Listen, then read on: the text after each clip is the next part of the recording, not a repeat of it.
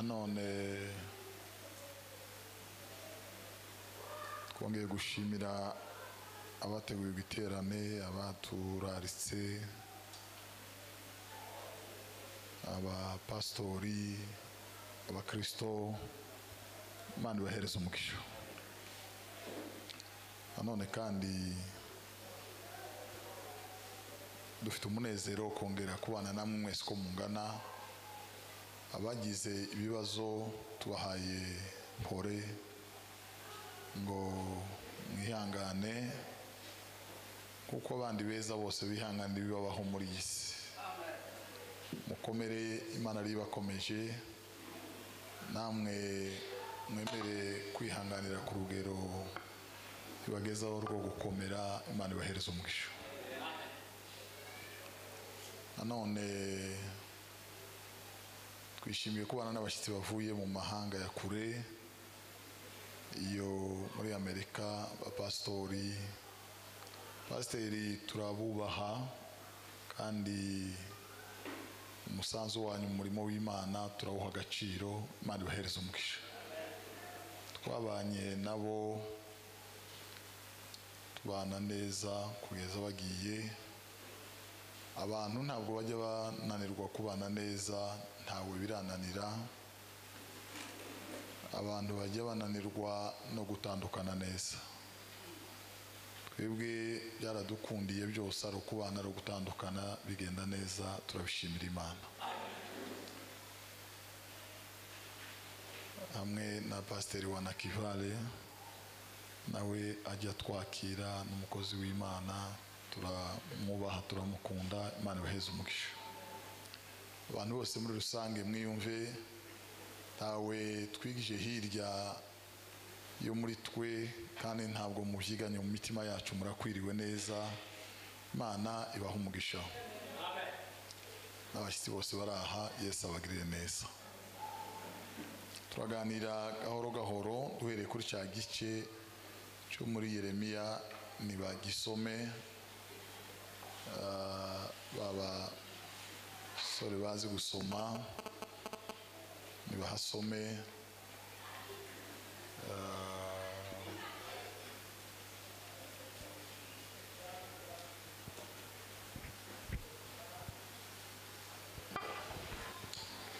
Nehemiya 12:43.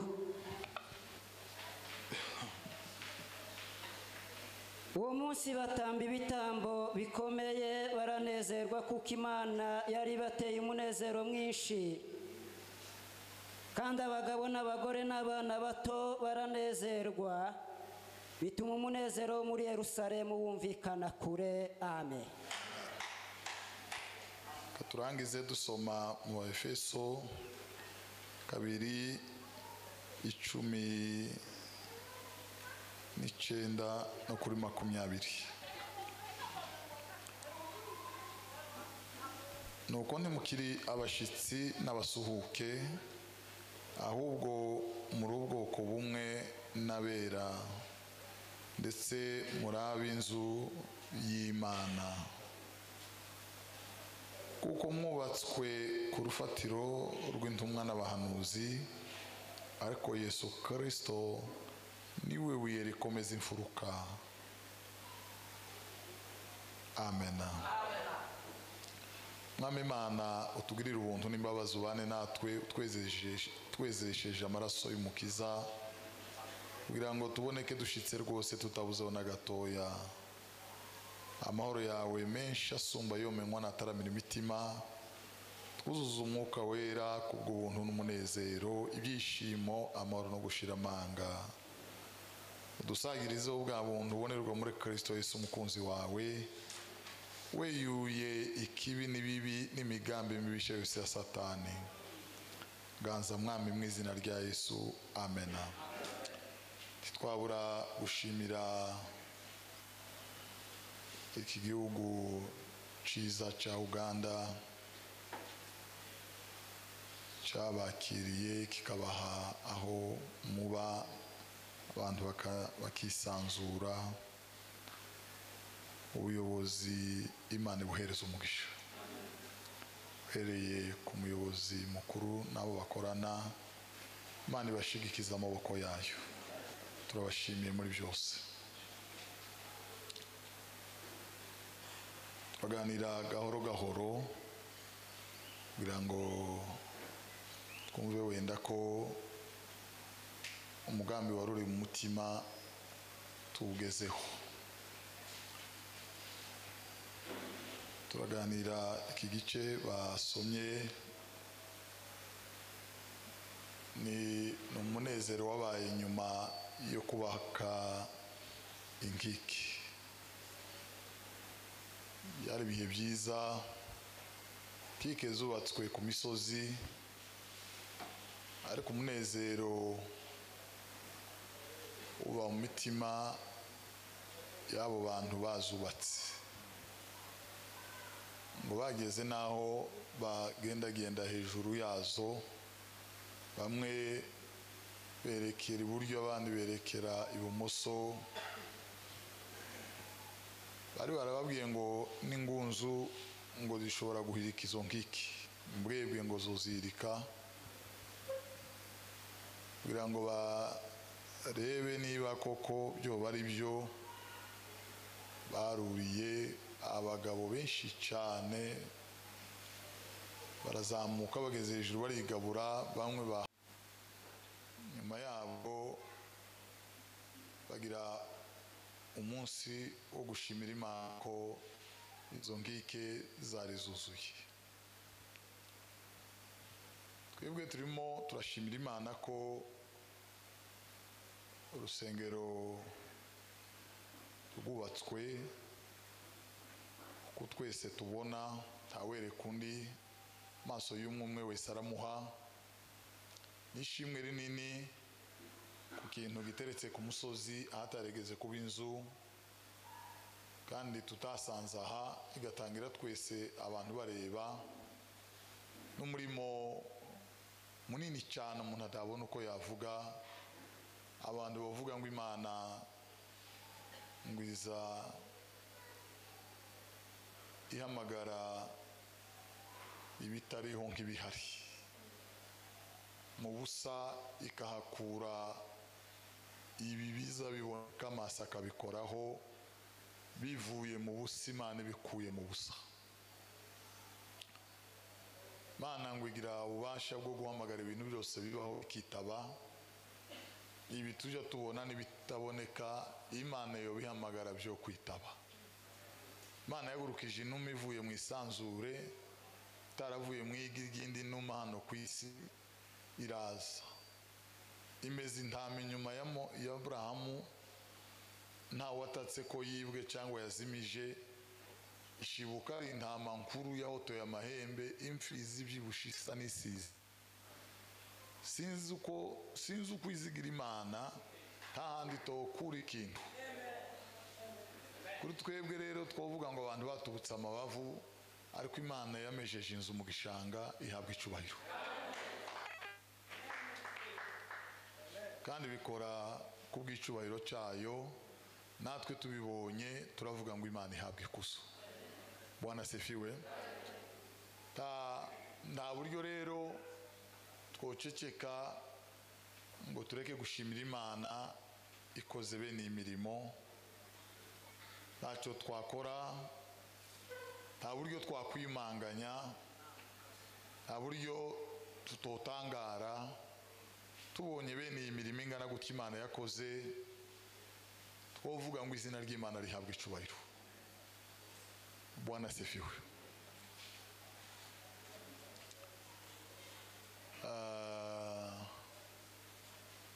Kare naza mbona nimba ari nje wazusakuza, akoreka nanje ndekeraho, ndeke nama ntuza duceceke nka mu rusengero. Imana ibahereze umugisha. Rero Nehemiya araza arubaka, tukaganira gahoro. Yubaka bigoye cyane. Ni gute byagenze? Israheli yarasenyutse, isenywa ariko baraburiwe. Yeremiya yaravuze, asubiramo aravuga, ararira, amarira yarafite arashira, araruha ngo arasaba ngo Imana noneho ngo imuhereze ngo amarira yuzure umutwe, niba yazagira ngo ubwonko nabwo buhite buva muri ibintu byose, ngo aha hose hahinduka amarira, ngo amaso ngo ahinduka amasoko, amatiyo ngo agire icumbi kure y'inzira y'abagenzi, ngo yiherere aririre Imana ku bwoko bwabo. Bwoko turi mu kubwira ibyago bibutegereje ntibwumve. Araruha ngo abone ko abagabo binangiye ati mushake basi n'abagore bazi kurira baze turebe ko twokwinginga ibi bintu biri ahirya bije turebe ko byohagarara. Bantu baranga barinezeza bagomera Imana bagamika amajosi bashira mu bushake n'umwete bayigomera ku bwende n'ubushake bavuye inyuma baranga biremera babo bahanuzi biremera babo bavuga butumwa Imana barayimura. Muri Yesaya aravuga ngo nimuhamagarane mwese ngo duhuze imbaraga dukora ibizira ngo tuvuye inyuma ngo bitume uwera wa Isirayeli atuvamo ngo bitume Imana ituvamo. Mushire mu mwete dukora ibizira Imana ishinguka ituve mu yigendere. Bantu baragoma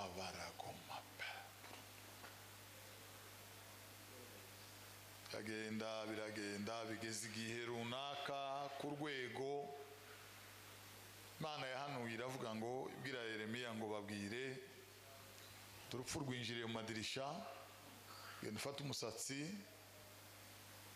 wawupfure uje mu mpinga z'umusozi ahantu h'umuyaga witegeye uhuhe iryo rende, numara uvuge ngo nuko urupfu ngo rurabinjiranye wa nzu ya Isiraheli we, ngo rwinjiriye mu madirisha runyuze mu miryango, ngo nimugenda abicwa na mugiga, abicwa n'inzara, abicwa n'inkota, abicwa n'ibyorezo. Arababwira ngo intumbi zanyu ngo zizumira ku misozi nk'amase ngo ntimuzohambwa. Byatumye bamwanga, baramwanga, barahetsa burundu. Yeremiya yarakubiswe abantu b'Imana, yarakubiswe inkoni n'inkoni arakubitwa bageza ku busa.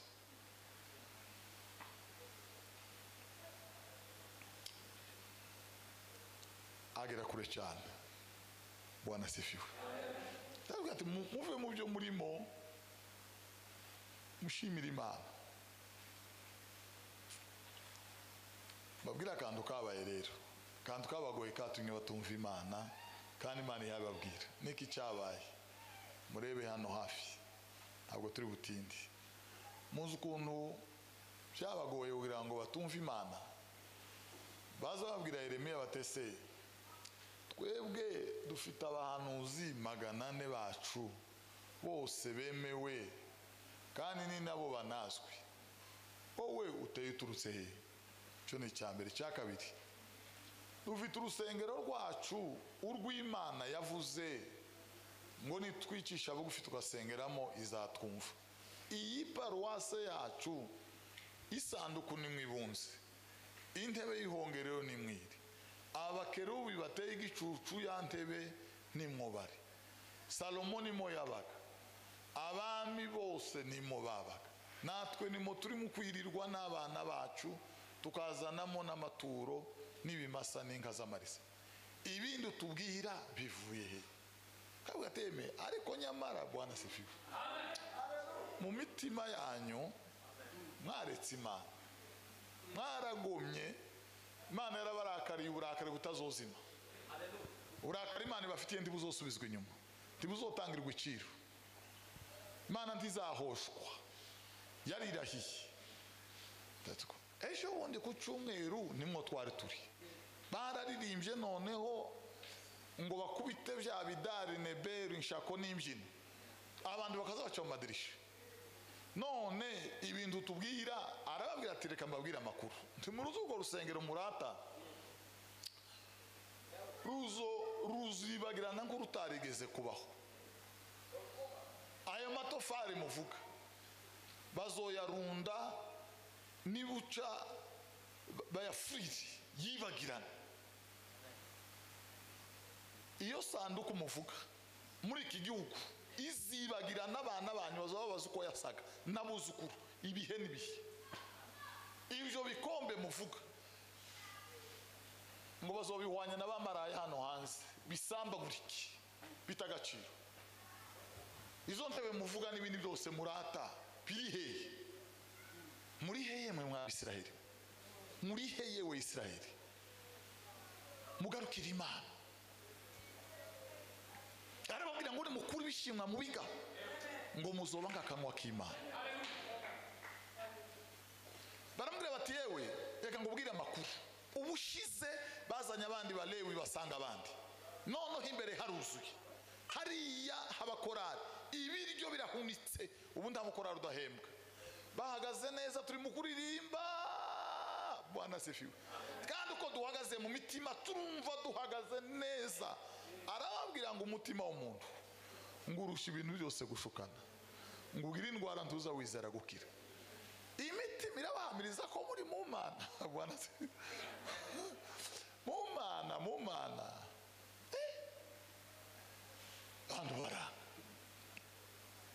bara ngo bakora ibizira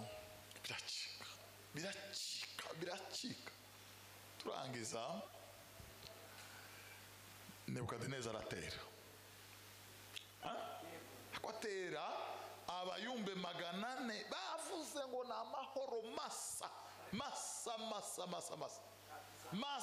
masa uko turatekanye uru rusengero rwacu tuzogwa hana abana n'abuzukuru amako yose naha ameza naha abantu bose mu mibyizi muza musengere Galilaya ni Betaniya abandi basengere Idani na Berisheba. Ariko kuwa gatandatu ngo havumwe umuntu utazozamuka guhimbaza Imana ku isabato. Kandi mwese kuwa gatanu muze mugera hano saa 10 no gutangira. Kama atangira saa 11 ijoro ryose bugaca kugeza saa 11 kuwa gatandatu. Ubwo nta muntu ucurwara nta kefo karugura ibintu ngira ngo ni saa sita kuyihungura ngo nuko iki sabato. None iyi paruwase yacu twubatse Bwana sifiwe. Tekereza ute wowe mu wiki Nehemiya Yeremiya ibyuzuanura nibihe.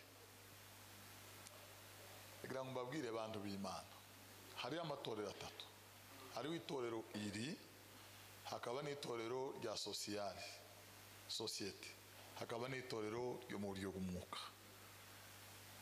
Aya matorero ko ari atatu muri yangana timundakari Bwana sifiwe. Ogira ngo sigedu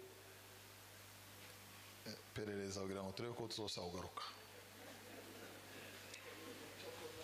Ariko nta mpamvu ko na Yesu atakipfa kugaruka ahantu henshi naho ndi bagikunda kumwakira.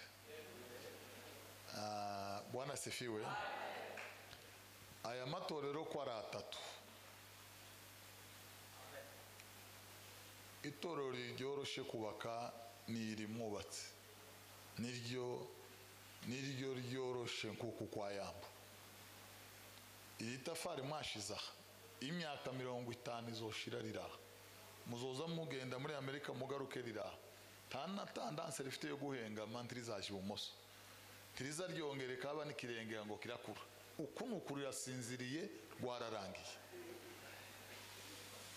Iri kurikirana abantu baragoye cyane kububaka uzumusiga saa moya saa 2 ukamusanga ugaheruka uyumubana neza wasaba kugaruka ntakuramutse ugaheruka uyaza kuvuga neza, wagera hirya ugasanga yafunguye cano yawe nta wundi umwisangiye, aza kugaranzura akakwambika ubusa, yaro akaza gusunikira mu bantu yaragusambaguye.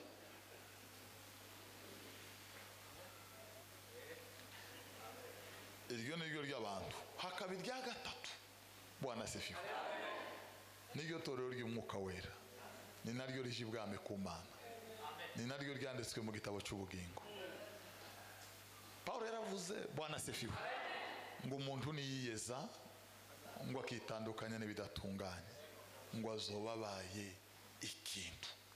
Icyo si mitonde, icyo si kadesa, icyo si seleza, icyo ntikibaha, icyo ntikiza saha mu maka, icyo ni ikindi kirahari. Baramu yaravuze, Bwana asifiwe, ngo n'ubwoko butuye ukwabwo bwatoranijwe bukurwa iriya. Ubundi torero ni ijambo ry'ikigiriki ryitwa ecclesia, ariko mu kinyarwanda ni itorero. Itorero ni ukuvuga ngo ni abatoratowe batororokanije. Ni ukuvuga ngo umwe yavuye iwabo aratoroboka muri famiye ya se na nyina, aba ari we wenyine ushiruka kumenya Yesu. Hari wari ibyo aravuga mu magana menshi y'abanyabyaha, Bwana asifiwe, ngo yantoranijemo ngo mbe inshuti. Nuko Imana igenda itoratora mu mafamiye, iragwizigiza abantu 8, irabazana ngo ushikira bubaka. Bwana asifiwe. Kandi iyo mwumva ngo Yesu ni umukozi w'umuhanga, ni iryo torero Yesu azayubaka, ni iryo nyina y'amaso atazabona, ni iryo nyine rigiye Isiyoni ku Mana, ni iryo nyine ryavuye mu rupfu ryageze mu bugingo. Ntabwo ari ubugingo bukorera muri ryo, aho ntabwo ari urupfu rukorera muri ryo, ubugingo nibwo bukorera muri iryo torero. Bavandi, tujye dutekereza twavuye he, twahereye muri iri tuja muri iri, tugeze muri iri, twahereye he tugeze he, ko turagana he. Hari waririmbye aravuga ngo mumenye yuko iyo tuja atari ikuzimu mumva, ngo turaje ibwami ku Mana, nitwumva za mpanda, Bwana asifiwe, ngo tuzanezerwa. Torero rya Kristo icyo Yesu yafe n'abafarisayo, kandi ni yadabu yiwe nke yagaragariye ya Yesu, ngaho bayiboneye. Ntiyagaza yemera ibintu yasanze bimaze imyaka n'imyaka. Kuvuga ngo umufarisayo kumubona gutya n'amaso, habana ubwo bari kumwe n'abene nyine 8,000, nuko amwita umurasura mu bandi, niki cyagaza kimuranga naho inyuma, uburyo yambaye, uko yicaye, intebe ye, ibyuma habindaha, imyeraha, amategeko aha, inyandiko mugongo, inkoni yitwaje n'abamugose, rabi yishaganya abantu bose bakagira gutya. Bwana asifiwe. Abantu bakamavuga ati niyo mutambye mukuru uyu, kandi badashingiye ku byabaye mu mutima, bashingiye ku bindi bababona n'ibindi biraha, n'urundi rupeta runini ruraha. Bwana asifiwe.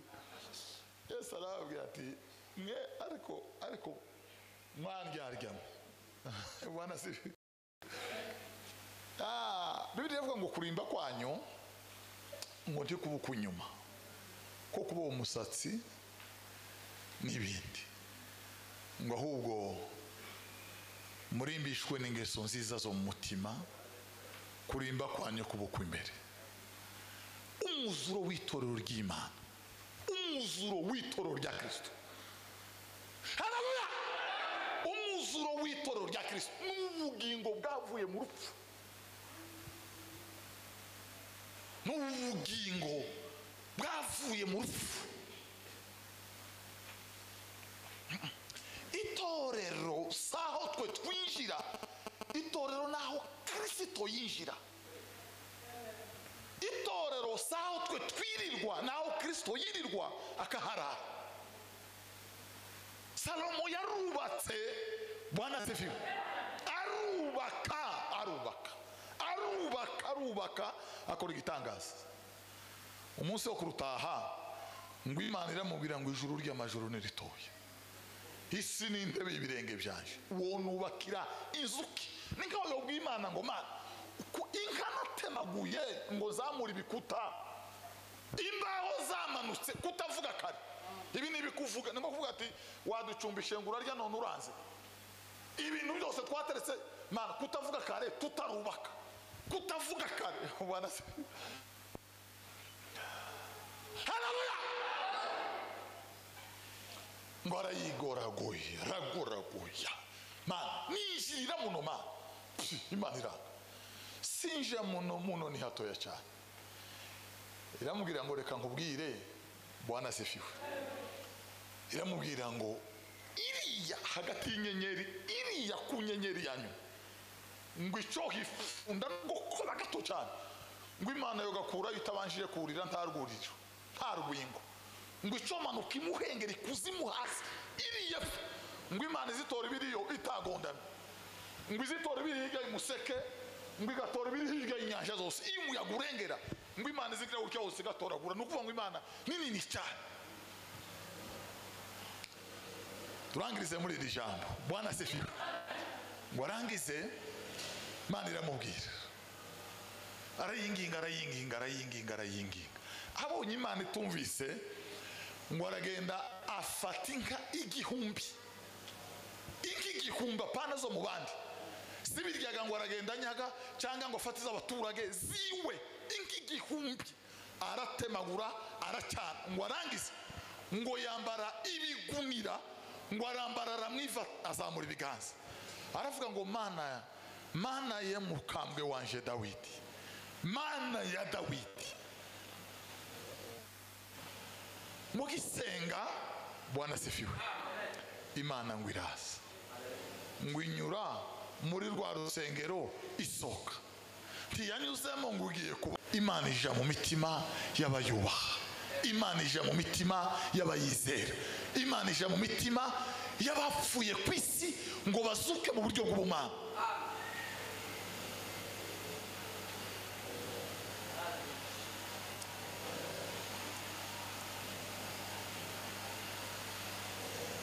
Urwo rusengero pastor bagaza barata Nebukadineza yaraje kuko rwari rusukuye ibo bari bazi ngo isuku y'urusengero n'ukurukoropa rugasayangana izahabu amahembe y'izovu sinzi ibintu bitabaho ku isi y'abazima. Nebukadineza araza ararusenya arahirika ruribagirana rurafutika ararandura n'umusingi urashira amabuye arashira izahabu yari hagati barekorogoshora irashira ibintu byose birarangira binjira mu bikombe by'ameza barasahura intebe barasenyagura ibintu byose biribagirana. Kamabwire abantu b'Imana Imana cyangwa Satani tituyibwira iyi mirimo ngo izikange tituyibwira inyubako ngo igire icyo yumva Satani.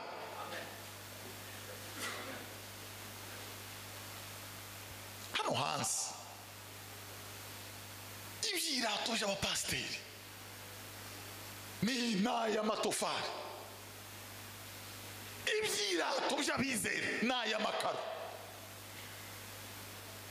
tukavuga ngo ngiyi mirimo y'Imana nimushiremo diskete ngiyi mirimo y'Imana nimushiremo diskete ariko mu by'ukuri Bwana asifiwe bivuga ngo kuko twe tutareba kubigaragara ibi biboneka ngo n'iby'akanya gatoya tureba kubitagaragara tureba ku itorero rya Kristo rivuye mu isi rigiye mu ijuru ku Mana.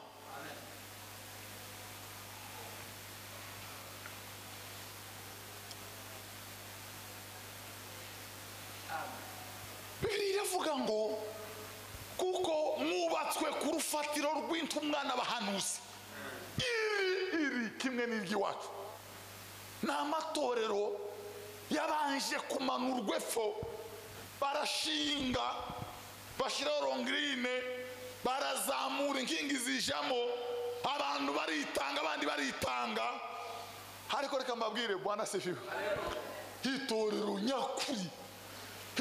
nyakuri haleluya ntabwo ryubatswe mu isi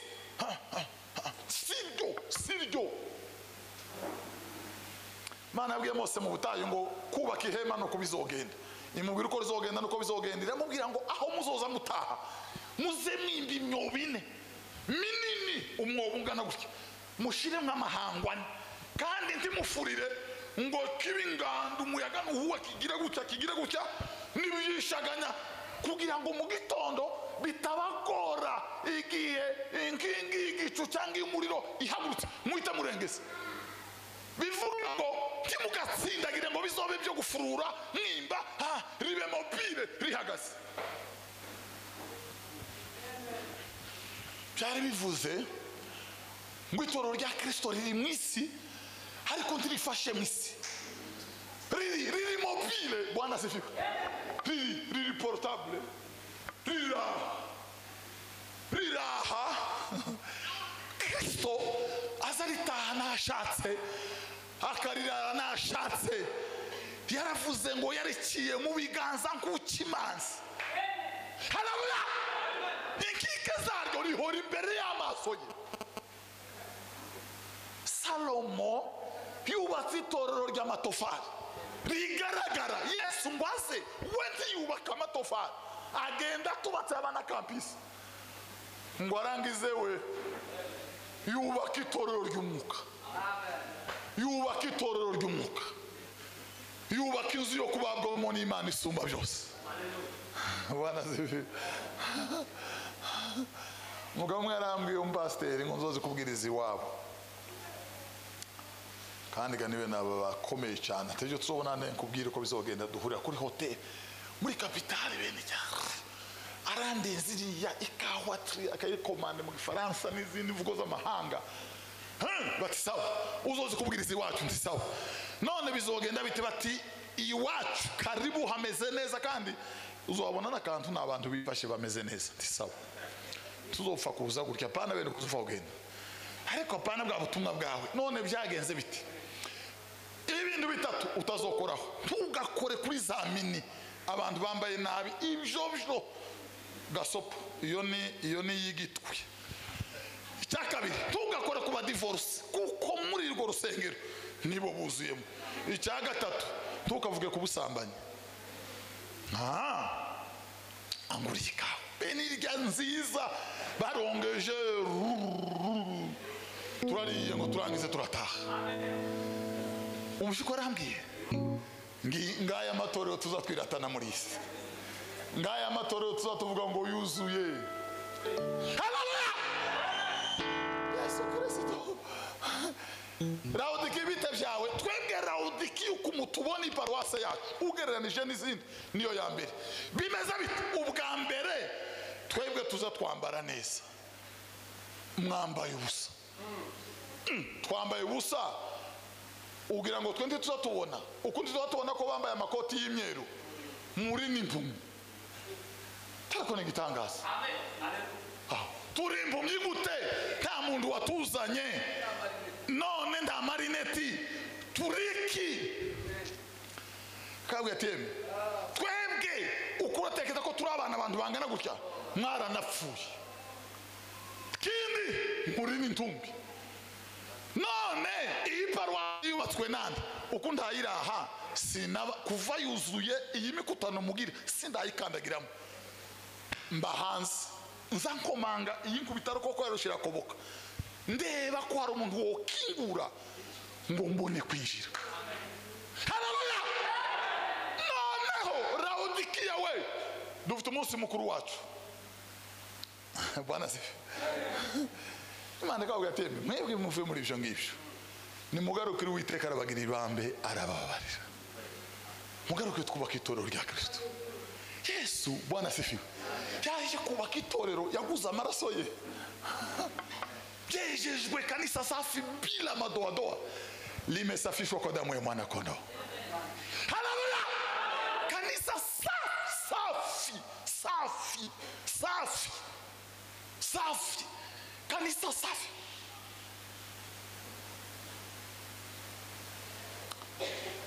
Jejejwe n'amaraso Yesu, jejejwe kandi igetorero niryo rigiye ubwami kuma, rinyura muri ibi bibaya, rinyura Kampala, iryo ndirigiye muri Amerika. Bwana sifa, iryo ko rirashye ubwami kumana, kandi abarivuyemo ntaho bagiye keretse bagiye mu isi. Naho ryo yaravuze ngo araripfunyitse mu biganza, haleluya, ngo ntawubasha kurivuvura, ngo ntibibaho ubwo bwenge n'ibyo bitekerezo ntibibaho. Baramwe yaravuze ngo aribunze mu nyiraryo, ngo nk'umugunzu w'intare, ngo akabaduka nk'imbogo, haleluya, ngo akavumbuka, ngo nk'intare ibonye umuhigo. Uwo ni nyiraryo gurihagazemo, ngo uwo revera nyiraryo. Bwana sifiwe. Bwana sifiwe. Naho kuvuga ngo uzoza kubwiriza iwacu, urabona ukuntu bangana, ariko ntukavuge ku busambanyi. Urabona uko bangana, ntukavuge ku divorce. Urabona uko bangana, ntukakore kuri mini. Genda ubwiriza ibindi muri Matayo, musabe muzohabwa. Heri wenye moyo safi. Ariko aha jamais. Ne faut pas toucher quand même. Ba Kristo, Bwana sifiwe. Yesu ndahatazakora mu itorero rye. Yesu ndahatazabwiriza. Yesu ndahatazaga iyo hagayitse, ndahatacyaha iyo hafuditse. Yaravuze ngo abo nkunda ndabacyaha, abo nkunda ndabacyaha. Imana, Biblia yavuze ngo namwe mwubakwe nk'amabuye mazima. Salomo yubatse irya mabuye, yubaka irya matofari. Yesu Kristo we ngo aje kubaka. Bwana sifiwe. Haleluya. Yubaka iritari, yaravuze ngo azaryubaka ku rutare, ngo amarembo y'ikuzimu atazarinyeganyeza.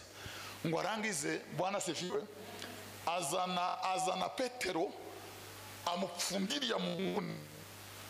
Ngo arangize azana Matayo amukubitaha. Bwana sifiwe. Kwese yazashinga iparuwasi. Azana Ndereya amukubitaha, amwerekeza hafi y'Uburusiya hariya muri za Checheni, ngo yaza mutungana hafi y'umusaraba ngo hazicirwa. Yesu akagenda bapanga mu buryo butagaragara, ariko mu buryo bwo kubaka itorero ryiwe. Ngo arangize azana Yakobo amutunganye Yerusalemu hafi yo kwa Herode, kugira ngo nibamushaka bagiye kumutanyaguza hejuru y'umunara ntibakamubure. Yesu yamagenda bapanga, ngo arangize arababwira ngo nimuhumure nanesheje isi, ngo nimugende, ngo kuko data yantumye, ngo niko nanje mbatumye. Kuko data yantumye, niko nanje mbatumye. None nimugende nanesheje isi. Bagiye he? Haleluya. Ngo batere gutya pani bitaramo bitanu. Igitaramo cya mbere urugikubita gutya, apani bitaramo bibiri. Inama ya miterana y'abagore n'abagabo baravuga ngo Yerusalemu kugira ngo itere imbere iki nuko Yakobo kwe kuvamo. Yakobo yagize gute? Ibintu byo kuvuga ngo Yakobo araha. Bwana se ngo bakaza bati mwe muzi ko byagenze. Bari baramenyereza paruwase zari Yakoba Ana na Bakayafa, ziriya zo kwa Gamariyeri n'izabandi. Umuntu akiba agasenga, agasambana, akaririmba, akamena amaraso, agatega amaboko, bakabesha abanyarugambo, bagasebanya, bakangana. Muzi abantu bangana ariko ntibatandukane. Abari abahanga bo kubana nabi, abari abahanga mu kubana nabi ku rwego rutangaje.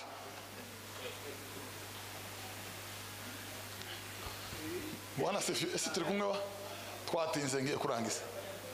Noneho Bwana sifi, ngo barangize baza gusenga, bumvise ko ari paruwase yaje y'umuriro y'imbaraga. Handoro ebwende bamavi wabo basanga hajya mu basaza mu ndirimbo zo gushimisha, tumanukiriye foko iparuwase y'umuriro ya Yakobo.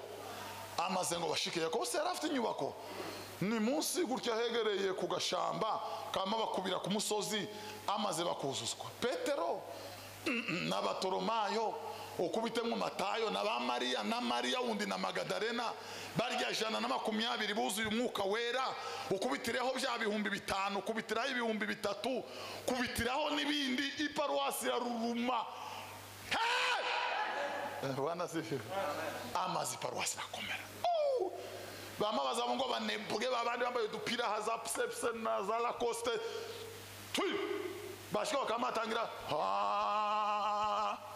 Yakobo arabegera arababwira ngo mwaturirana ibyaha byanyu kugira ngo mukizwe. Gusenga kumukiranutse kugira umumaro iyasenganye mwete. Iriya tuba ko batazatubwira ibyo ngibyo.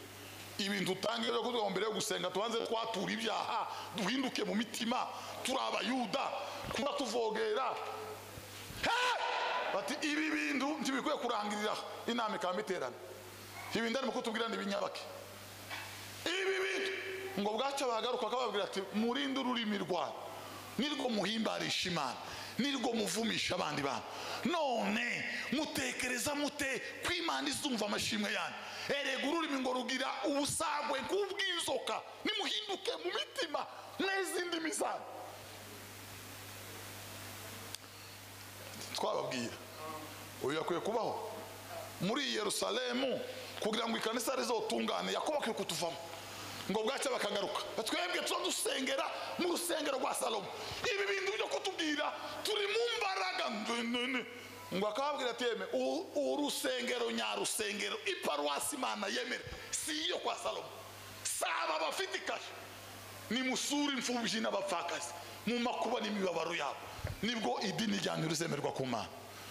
Timwumva ko gaye na paruwasi yacu, timwumva ko gaye ibi bintu tuba marabisenyaguye. Ejo mundi twarayisize irange, ejo mundi twaravuguruye dukubitamo amatara. Haleluya! Bati none murumva ibi nibiki umuji ya bamazana Herode.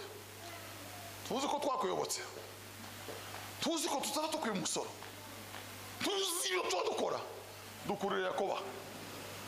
Kura Yakoba itorero ritekane, kura Yakoba umwana ugira amahoro. Yakoba ikampara yamujijito inama biruzuye ngo bafata Yakobo baramuzamura ku munara, baramuzamura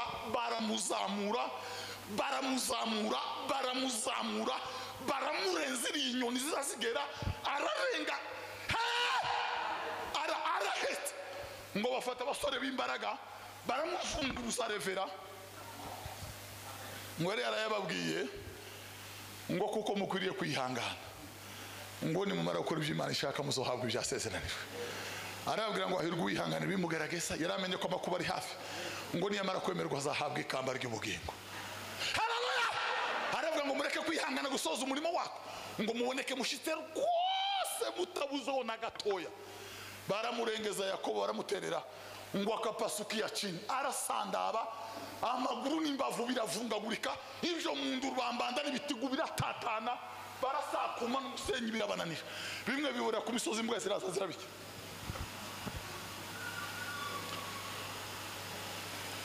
Muzi icyo baza bakora kuko baratunganya itorero ngo rigende neza, ngo baza batunganya itorero ngo rigende neza, ngo bazakura akavuye mu itorero ryinjiriwe, itorero ngo ryinjiriwemo n'abantu.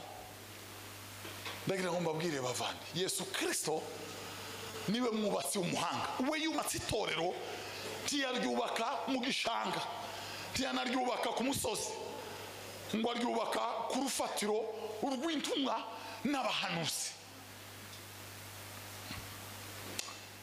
Kandi ngo Yesu Kristo ngo niwe buye rikomeza imfuruka. Bene da, nimuze mwishire muri Kristo, nimuzire muri urwo rusenge, mutahesabiwa haki, mutahesabiwa haki. Nuko rero bari muri Kristo Yesu ntateka bazacirwaho, kuko itegeko ry'umwuka w'ubugingo muri Kristo ryaba batuye mu bata bw'ibyaha n'urupfu. Kwa rangi tumesamehewa, hatuna deni. Nimesamehewa, sina deni. Haleluya! Nimesamehewa, sina deni. Nimesamehewa, sina deni.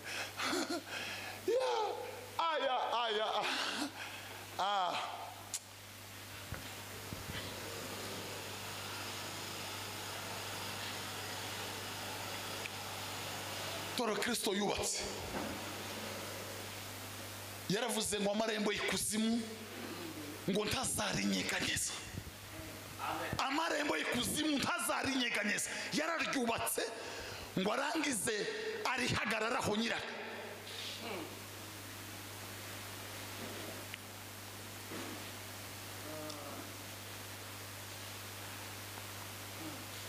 Hano hanze kamabwira amakuru makeya. Amatorero yamubonaye aya ndahiye Imana amwe yubatswe n'imyuka yo muri Nigeria. Ni imyuka y'abapfumu y'abasataniste yavuye muri Nigeria munsi y'inyanja. Kandi biranga bayabamo no bikubwira wowe tumenya amwe nawuzi. Ni ibintu bishashagira masareba ukavuga ngo biracitse. Ariko itorero rya Kristo hano hanze nimumfashe kubyumva ba. Haleluya! Irya Kristo ryo ntiriza rishashagira. Hoyaye. Nyiraryubwe ngo ntiyari afite ishusho yo kwifuzwa. Ngo abantu bose bamwimaga amaso.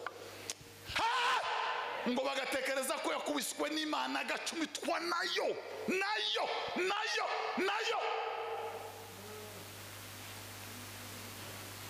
Manabwiye Mose ngo mu butayu yubake ito ihema ngo arisakaza uruhu rw'inyamaswa yitwa Tahashi.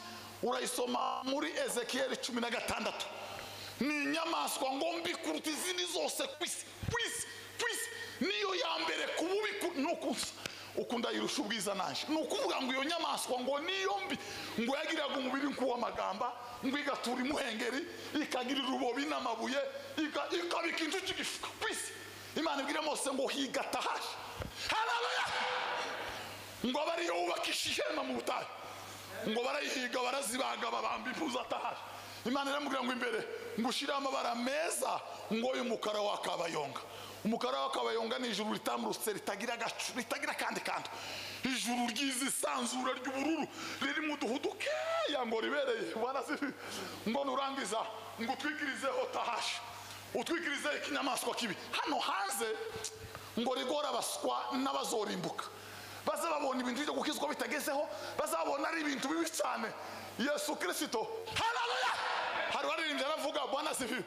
Ngo mimi ni chombo cha Bwana ndani yangu munamari. Hano hanze itoro rya Kristo sirgizu rireba n'aya maso, ariko iyo warginjiyemo neza imbere indani harimo ubugingo buhora, harimo amahoro adashira, harimo ubwiza butangaje. Kandi ubwo bwiza ni Yesu mwana w'Imana. Asa turi kumwe. Hari ibintu bishashagira, hari ibintu biboneka byiza.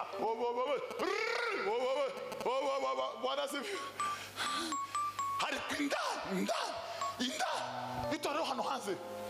Yesu Kristo ngo ndi yari afite ishusho yo kwifuzwa. Uwamubonaga wese ngo ahita agaherekerayo. Ngo bamwimaga amaso, ngo bagatekereza ko yakubiswe n'Imana, ngo agacumitwa nayo. Iri torero ryo mu butayu ryari rifite kibi kakiriya Yesu yari afite cyatobaguritse kivirirana kitagira agaciro. Oyo nenduva amaraso cyane agahemurwa rwose. Bwana sifi. Uyu nindi muri we nimo harimo. Bibiliya ivuga ngo harimo ubugingo, harimo ubuntu n'ukuri. Ngo ibyari bimwuzuye n'ibyo natwe yaduhaye. Hano nta byari bihari. Itorero rya Kristo hano hanze aya masararigaya. Haleluya! Ndirinoge y'amaso. Ariko muri ryo Bwana sifiwe. Imbere harimo ubugingo bwavuye ku Mana. Imbere harimo inzira ija ku Mana isumba byose. Siriko bimeze ba? Nayo turi muri ibi byo kugaragara. Tuba dusa n'abamunsi wa Vashiti na Asuerusi ngo reka yereka abandi ibyiza byo muri urugo rwiwe, abereka inzabagira, abereka inyamaswa yaratunze, abereka inkota, abereka n'intwaro, abereka ubwami, abereka n'ikashe, abereka n'ubugari bw'igihugu, abereka intara, araroye mu nzu, abereka batisikaje kimwe ntaberetse. Mada ngwino hano nawe mudama toya kiwambwiye kare uko wateguraga ntegura ko utambwira kare ku munota wa nyuma niwe umpamagaye, reka na mbereke ibindi byiza byo mu rugo rwanje. Bavandi, itoro rya Kristo si ibi bigaragara byo kwereka baje. Itoro rya Kristo ni byo kwereka nyiraryo bihereye iriya kundi bayimutima, ukamubwira ngo najya jinsi nilivyo baba, ndaje uko ndi kose mwami Yesu, uko ndi kose unemere mwana, uko ndi kose unemere mwana, uko ndi kose unemere mwana. Bwana sifi. Kandi bageze muri iryo torero sinzi cabaye ubugingo bwabuka. Nange kubabwira kandi nuko mwoga hakana, ubu nta mukristo kigira ubuhamya bwiza ku kiriyo ciwe. Ariko umuntu wese umunebwe kuva naho bari mu kumuhamya inkuba zigakubita, inkuba zigakubita kurya baba baburana ngo badutsindagire ngo turwe twemere ko yagiye Siyoni. Nadutsindagira twabahakanije se ngo bamwe bazovuga ejo bundi, ngo abandi ejo bundi, ngo abandi ejo bundi, ngo abako banyirarume, ngo babyarabe, ngo abakwewe, ngo abishwa, ngo poto ngo muri mitualite bande uko ko muradutsindagira. Ya abakristo bazaburana basanzwe ari bo gusa nuko ntabuhamya bw'abana, basanzwe ari bo nubwo batobahamya, nubwo bo bahamya, nubwo ntacyo bokongera. Haleluya. Bara amazina yabo yanditswe mu gitabo cy'ubugingo ke, amazina yabo yamaze kwandikwa mu gitabo cy'ubugingo. Biravuga ngo bari mu isi ariko sabise. Baraja he? Baraja ibwami kuma. Baraja he? Baraja. Haleluya.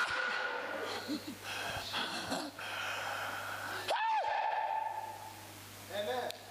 Natinze ariko ngiye kurangiza. Mukristo nabyiringiro baza baje Siyoni, muraje tugiye Siyoni, bagahura n'igikundi cy'abagabo n'abagore bagiye gusenga tibahuse kamatambuka babiri. Mwebwe ko muraje tugiye kururemba aho tuzogororerwa, mwebwe mugiye ko turajya kuri iriya tabaza, mwebwe umwami wacu aradutegereje hakurya ya Rwarusi, nitwambuka tuzamubona tutacambaye umubiri. Mwebwe ko muraje he? Ngo baragenda bagasiga amaparuwasi yose uko yakaba yaradimbitse, naho kumbega itorero ko riratambuka rigiye ubwami ku Mana. Abandi gaboga ngo nama revera y'Igoma akamayirirwa hano. Bana se naho kwitorero ryagiye rirenda guhuruka ku Mana yaryo. Na itorero rigeze kure nkamangu kashe nkazana amanisigira madama. Aho tugeze nukuvuga ngo nakaryo keza ko kwereka abaturage ko ngeze ku rwego ntakunicaza hamwe nabo. Haleluya. Yesu Bwana serio. Yesu yararyubatse, araryubaka, ararinogereza, arigirira fondation, ararikenyeza, arikubita olento, ararishimangira. Ngo yaje mu isi iri muri Empire y'Abaroma, ngo afite abaturage miliyoni 250 guhera muri Ethiopia na Aziya n'Uburaya bw'epfo ugakubita mu Rubusi na za Turiki hose. Nukuvuga ngo arangize abwiriza abahungu 12 ngo abone bamaze kugera ku rugero rwiza, ntawo bakinyoye itabi, ntawo bagisambanye, ntawo bacibye, ntawo renganye icacumi. Ngo arangize aravuga ngo data naje gucana umuriro mu isi, ngo none kumaze gufatwa ngo niki ngikora, sezerera umugaragu wawe nigendera amahoro, ngo nubayishe cyacubahero nahoranye kera ngo isi itararema, nabayishije mu isi ibindi bisigaye ndashi wawe data, icyo nari ngendereye cyarabaye. Nguriya Petero, haleluya, nguriya Tadeyo w'inyumufuza umusitari, ngaba ko ari 12 naje gucana umuriro maze gufatwa, ibisigaye ndasubira wawe data. Bavandi Bwana sifi. Itorero abakristo bazabirata ni iri torero rishinze mu buryo amaso atabona, mu buryo reka mabwira kantu gatoya mwihangane. Uzamutekereza turi mu bintu bimwe tugasa nkaho tumeze nk'abana. Nzi umudamu umwe akokira umukobwa ngo yari yavuze ngo ntazabesha Imana, bakaririmba ikorari bahagera kugitera ataraba mu mutima, ngo akabumba kanwa akavuga ngo ntiyobesha Imana. Simbwira Imana ibyo ntabaye, simbwira Imana urukundo nangana, simbwira Imana kwezwa nanduye mu mutima, simbwira Imana kubana amahoro mfite abantu nanga kurupfu ngo akabumba kanwa karindira abandi ku gitero cya gatatu. Ese turi kumwe namwe? Bwana asifiwe. Itorero rya Kristo. Bwana asifiwe. Itorero ryuzuye rya Kristo. Itorero rya Kristo. Haleluya. Itorero sinzi uko mbabi tiyubatswe no tigira ibyangombwa ino. Ibi ni association lucrative, ni kimwe na association zino zo guhinga ibirayi, ni ukuri kw'Imana ntaho bitandukanye. Ariko itorero rya Kristo rifite kashe n'amaraso y'umukiza Yesu, ejejwe n'amaraso ya Yesu. Uwiteka umucamanza iyo ambonyeho amaraso tiduhuzwa n'ikashe. Haleluya. Duhuzwa n'amaraso ya Yesu, duhuzwa n'amaraso n'urupfu rwa Yesu, duhuzwa n'urupfu rwa Yesu.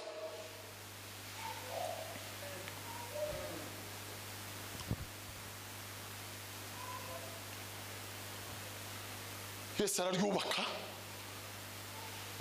bigoye, aryubaka biruhije, ngo abone rirafashwe, ararisezerera. Ngo arisezerere,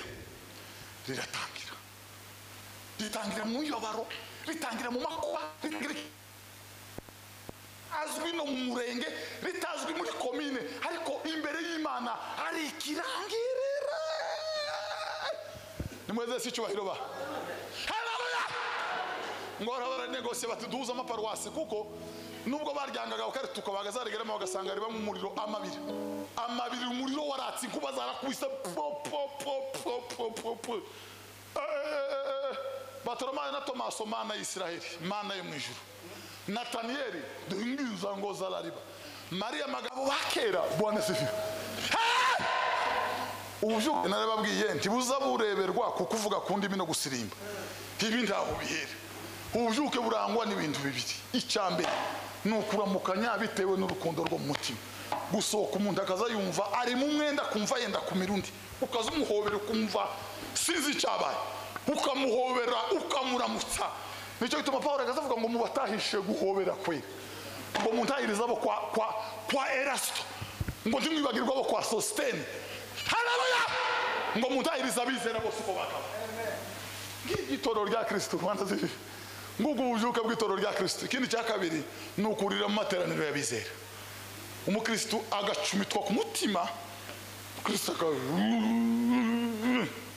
tugira umugabo mu rusengero rwacu ngo azukamara umwaka atarakwemerera, azasenga nijoro gutyo nkuko agahagarara ejo mu gitondo saa moya agatahi wiwe, yagira amafungo azasenga kuwa mbere n'akana akanywa afia akageza mu gitondo cyo ku cyumweru, azayinjira mu materaniro ntazazahana imbere abiri inyuma mu bana akamabaririramo kugeza dutanze yamenye. Uyu mugabo yabaye gute? Sinzi imbaraga zibaho ziba. Azamanuka muri lake agasenga kumugoroba saa kenda zagera, akamanuka muri lake ikamugera akayivuguta agasenga, bugaca mu gitondo saa moya akambura imyenda y'ibijaga akayitahana mu isashi akaje imuhira. Ntazavuga mu rusengero, ntazagira gute, ntazasakuza abiriya, iyo ari ijambo ry'ubugingo azapfukumuka amarira ahangaha ukayoberwa ikintu cyabaye muri isi. Aba mu marira gusa poto y'Imana, urukundo rw'Imana rwara. Yarambwiye ngo yahumirije gusaza itabona ijuru rikingutse, ngo yatangira kuryama ngo akazayumva sinzi kibaye, agatarama akazabona sinzi abo bazabararana, sinzi abo bazabirirana. Erega itorero n'ukuri banamo n'aba Eliya n'aba Enoki. Nayo iyo uryama nijoro ukabona uri mu nyabu, ukabona ko urya inyama uri ruguru, iryo ni itorero nyabaki. Itorero nyatorero uzuryama naona mbingu zimefunguka, naona haleluya. Itorero naho umutima uri, itorero naho umwuka wawuri. Urota usamba na wamaza abagore, urota baba kujana mu bikunduke, wamiriza ngo yo icyo gihe abandi ukuri kw'Imana data wa twese baba bageze kwikora si 8 nibwo Enoki baba bababwira ngo nimwihangane turenda kujibwana. Umugabo umwe mu rusengero arutse kumbwira ngo Imana yaramubwira ngo bwira naka ngo nihangane ngo na Yosefu ntacarahabwa, ngo nihangane na Yosefu ntacarahabwa, ngo akomeze arangize kano gahe gato gasigaye. none ubu ngo karakora iyo bishoboka bwose ngo arebe ko yorangiza kano gahe gato gasigaye abandi ngabo baba bari kumwabera b'Imana isumba byose. Naho mutekereza abo twiratana turi kumwe n'aba bazamini n'abanyine b'abadivorce n'abanyine bande n'abande, ariko itoro rya Kristo yararyegeranije. Bibiri iravuga bana sifi ngo abinjira mu ruhongore rw'intama ngo batanyuze mu irembo, kandi irembo siri bana sifi, irembo siri, iryo rembo niweye ushaka niyinjire umuryango urakingu. Abandi bwana sibi bamwe binjira mu famiye, abandi binjirira muri korari, abandi binjirira mu majwi yabo, abandi binjirira mu mazina, abandi binjirira he. Uzureba aho winjiriye, uzureba ni abandi binjiriye muri Yesu mwana w'Imana. Ngo niryo rembo rito rifunganye ryinjira mu rusengero rwuzuye. Nakarembo gato iyo baje kwinjiramo tuza wama winjira gutya, uza winjira bikugoye bikuruhiye birabwo gukurikira Yesu ndibyoroshe. Yesu akamara amasubyo, amanyama agashira, umujinya ugashira, uburakari bugashira.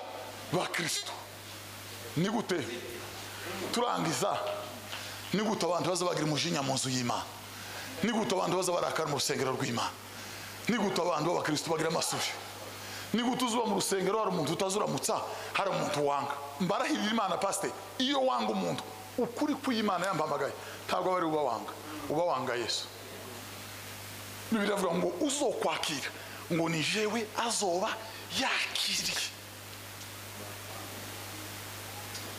Uzokwanga ni jewe azoba yanze. Ni gute twovuga ngo dufite itorero twangana kurupfu? Ni gute twovuga ngo tugira itorero tutaramukanye? Ni gute mwovuga hanyuma ya bwa buryarya bwo kuba abahanga mu kubana nabi? Walidumu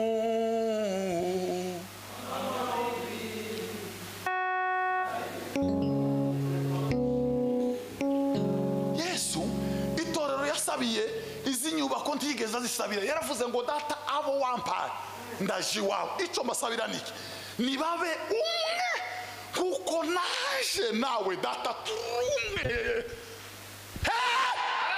Ngo data yubahirizwe muri bo. Niki cyubahisha data? Nukuba hamwe mu mwanya umwe duhuje umutima.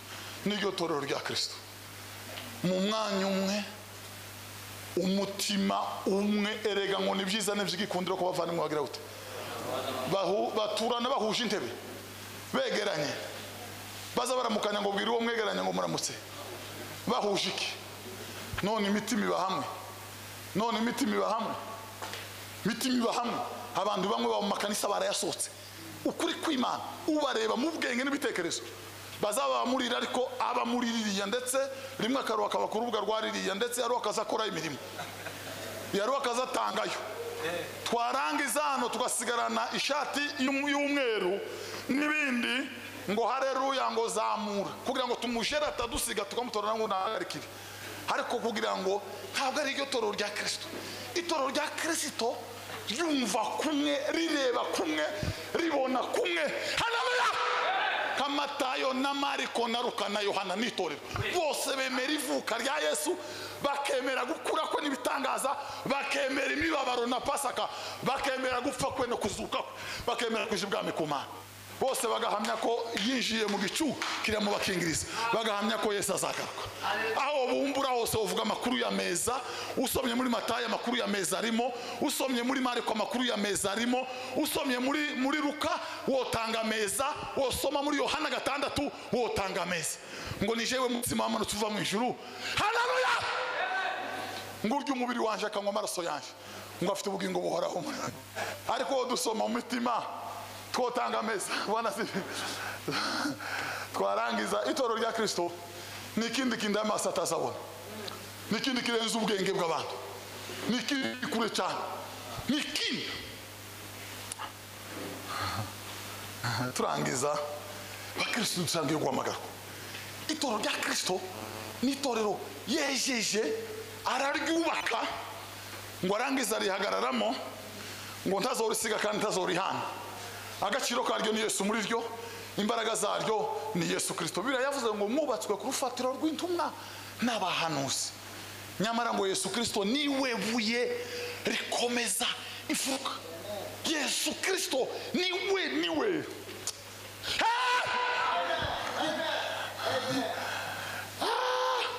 nange ndango kamamwe no pastor wacu ngo twigishe gutanga n'ukuri ngo musengero wacu ngo tudutanga uko Bwana Sefiyo ku imirimo ya Yesu yo kumusaraba ndiraboneka. Umuntu yotanga ariko atanditse mu gitabo cy'ubugingo. Umuntu yotanga ariko Yesu atamuzi. Wanahubiri ujumbe wa kutoa, wanasahau toba ya msamaha, wakikutana pamoja kuabudu, swali mnijibu wanamwabudu nani? Bavandimwe, nimwubakwe kw'itorero nyatorero, nimwubakwe muri Kristo, nimwubakwe ku rufatiro rwashizweho n'Imana, nimwubakwe kuri we, niwe ndogobe y'inyamaboko yahitamye umugongo ngo intama zose zize itorero rize ngo ariheke mu mugongo we, aryikorere ngo aritumbagirane, arizamukane, arirengane mu isanzure, aritambutse umwami w'uperesi, aritambutse Rusefero, aritambutse abazimu n'abadayimoni, azarigerana ku Mana. Iryo ryarejejwe, iryo ntirijyana, riri mu isi ariko si iry'isi.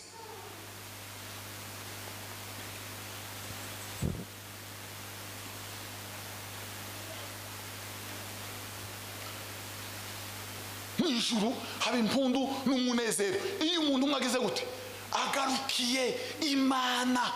Mw'ijuru haba impundu n'umunezero iyo umuntu umwe avuye mu ngeso mbi, iyo umuntu umwe akiza urupfu, iyo umwe Imana imugobotoye.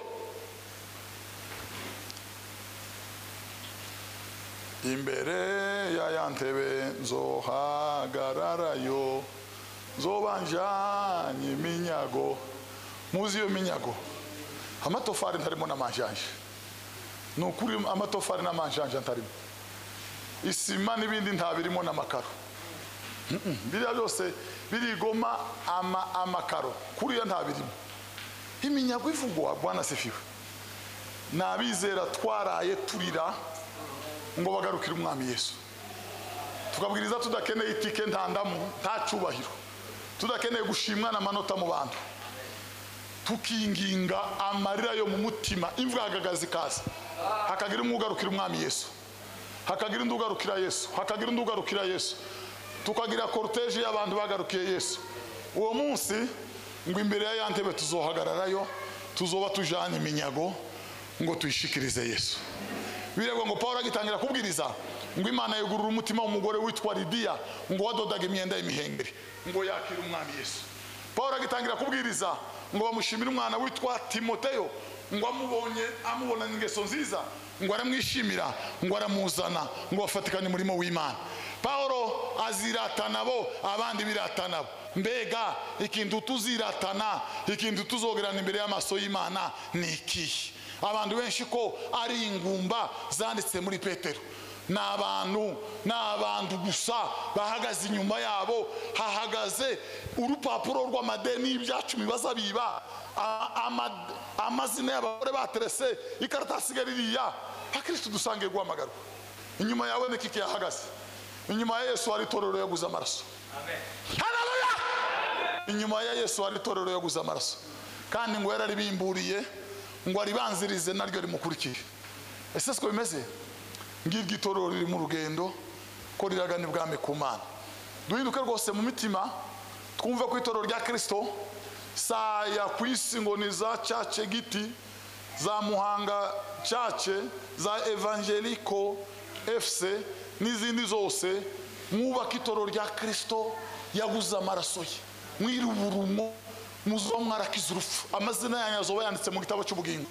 Muzoza mugenda ku manywa mwumva indirimbo z'igihogerane zijojoba nk'imvura, muzoza mwumva amakorasi mutarumva kuva mwarema, nizo mutarumva koraririmba ditararimba, muzoza muzumvira muri bise, sinzi yo muzoza mwibwa nijoro, muzoza mwimuka uve mwisi, muzamuke muhure na Babeli, muhure na Bayinoki, mutaramane, mukomezanye n'abera bose urugendo rugani bwami ku Mana, mukomezanye n'abizera bose mugani bwami ku Mana. Abo bose Biblia inavuga ngo umuririmbyi yaravuze ngo nafurahia baraka zote za ulimwengu wa roho. Abo imigisha yabo n'ibyirato n'imigisha yose y'umwuka muri Kristo Yesu. Abo baragiye ibwami ngabo ngo bageze hari umuntu ararimba baravuga ngo se abo ni bande n'abacunguwe n'amaraso ya Yesu. Abavuye muri mitonde bavuye muri kona nabejejwe n'amaraso y'umukiza Yesu. Ngo baretse byose kubw'izina rya Yesu. Ngo bazozabaza ngo ese ababo bageze hano gute ko abandi bananiwe. Ngo bavuge ngo bagejejwe n'urukundo bakundaga Imana. Urukundo rw'Imana nuko umuntu yo batakiciba. Umuntu akabaho atakigambana, akabaho atagisebanya, akabaho nta muntu yanga, akabaho ategereje umwami ko azaza. Yejejwe n'amaraso y'umukiza Yesu. Ategereje kuzabona Yesu. Ategereje kuzabona Yesu. Ategereje kuzabona Yesu. Bwana si kandi Yesu ari kumwe nabo. Biblia ngo bazambikwa amababa, ngo batumbagire mu kirere, bazaguruka nk'ibisiga, ngo bazogenda ntibasonanirwa, ngo bazirukanka, ngo ndibazacogora. Bamaze kurenga ibibaya by'i Kampala, barenze ibibaya bya indege zigera, barazamutse bari ku rwego. Ejo umugabo yarabwirije ndanezerwa, yaravuze ngo itoro ni Yesu naza nk'itoro rikagenda. Aravuga ngo hari timu z'abanyamasengesho ngo zafatikanya n'amareta ngo gushakisha abantu bagiye, ngo banyora n'inzara abayumbe bajya mu muriro, ngo twe nkabiherera ngo tubaze Imana kuri ibi byabaye. Aravuga ngo nubabona ngo uzohita umenya ko bari mu basigaye. Ngo nuzo ugasanga askofu muri biro, ngo ukamubaza ngo ese byagenze bite, ngo baratera ko bifatiriya, ngo amaze gukurikirana ibinyamakuru ngo hari timu ngo leta imaze gushiraho yo gushaka basigaye, ngo uzomenye ko n'uwaskofu ngo azoba yamaze gusigara. Itorero rizoba ryagiye kare rwarangiye. Tayari litakuwa limekwisha kwenda kumlaki Yesu hewani. Uzabayo cyangwa nzabayo.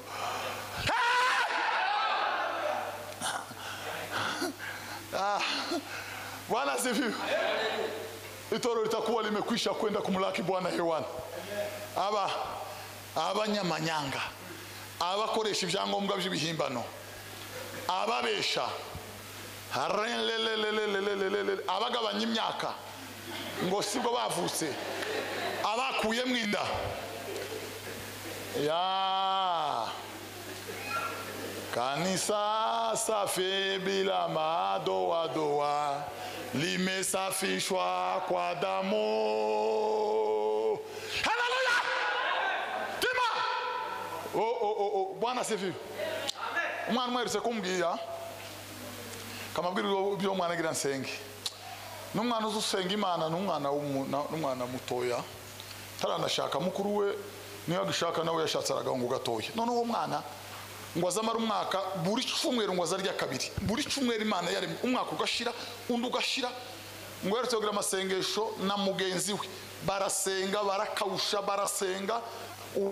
Uyu nyine ngiye kubabwira ngo ku cyumweru kanwa kaye ni mugoroba mugenzi we akawusha, ngo ageze umunsi wa 27 araremba mu bamukozi mu bitaro arapfa. Ngo arangize uyu mwana ngiye kubabwira n'umwana w'umuzigaba n'umwana muto cyane. Noneho ngo bazimana ngo ese Mana ibi byose mba mu gitabo cy'ubwingo ariko izina ryanje ryagezemo mwana, izina mbamo. Ngo akomeza gusenga nijoro ngo Imana ngo imuzanire igitabo, ngo abumbura page ya mbere, ngo araruha ahuruka ku ikaratasi ya nyuma ngo ashaka izina ryiwe ararihebura.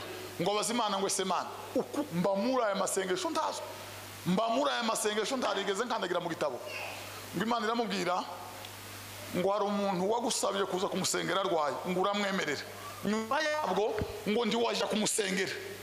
Ngo iyo ni impamvu nini, ngo kuko abanyabinyoma abakunda kubesha bakabikora, ngo umugabane wabo ni mu nyanja yaka umuriro n'amazuru tibazabona Yerusalemu. Iyi ndiyo ngo ni inzira yo kwezwa abanduye abanyabinyoma abatanze amarandevu batasohoje, ngo ntibazayigaragaramo. Mwana ngo agize agahinda, ngo aragenda ashaka uwo muntu arirega, nyuma ngo arasenga. Nyuma y'amasengesho menshi ngo Imana imuzanira igitabo, ngo asanga izina ryiwe yageze muri icyo gitabo. Ngo ashimira Imana ko yamwejeje, ngo akandika mu gitabo cy'ubugingo. Tumarusha dutekereza amatorero twiratana kwa mazina atarigeze kandagira muri icyo gitabo. Ubu nyine yo ririmba akavuga ngo jina langu liko kule, nanje nzoje bazampa ikibanza, nanje nzoje bazampa ikibanza. ndavuga ikindi yavuze ntamwongereye imbere y'Imana izoca imanza. Yaravuze ngo abantu benshi tuzi bibirangirire ngo nta mazina yabo ngo yabonye mu gitabo cy'ubugingo, ngo harimo amazina makeya ngo ababandi nyamuhirye izi nyanku zose izi. Yaravuze ngo ni ukuri kw'Imana ngo ntayo yabonye muri icyo gitabo cy'ubugingo.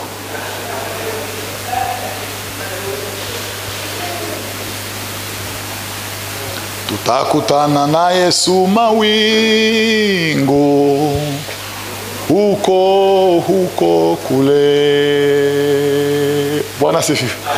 Nimuve asi dusenga Imana.